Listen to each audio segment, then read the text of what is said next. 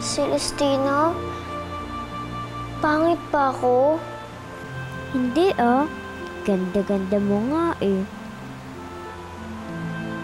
Bakit sabi ni Auntie Anita, pangit daw ako? Sabi lang niya yun kasi siya ang pangit. Dahil masama ang ugali niya. Para siyang palaka. Palaka? Kasi dada siya ng dada.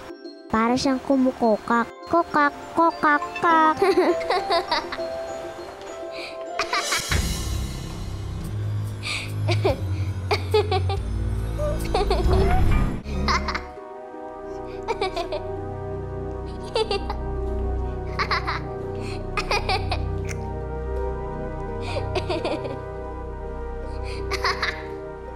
Hoy!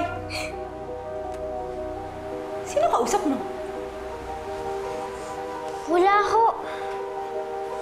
Anong wala? Rinig na rinig kita eh. Humahalaka ka pa nga. Sino kausap mo?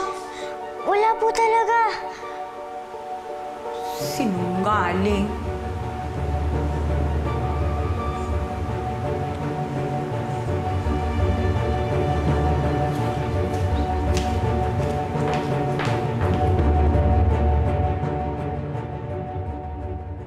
Maniwala ka sa akin, Dominic. Dinig na dinig ko. Yang si Luna may kinakausap dun sa loob ng kwarto. Nagtatawanan pa nga eh.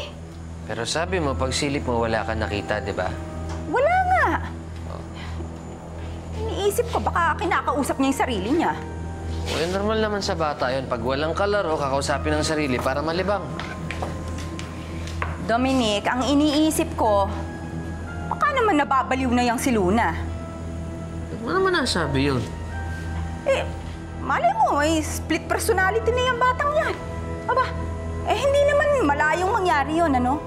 Baliw din ng nanay nun eh. Hindi baliw si Diana. Anong hindi baliw?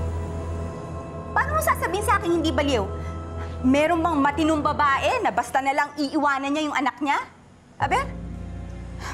Kaya ako, hindi ako magtataka kung mababalitaan ko isa sa mga araw na to na palaboy-laboy yun sa kalye.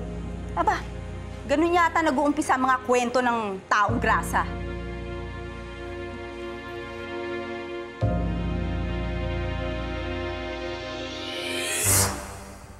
Baliw pala ha.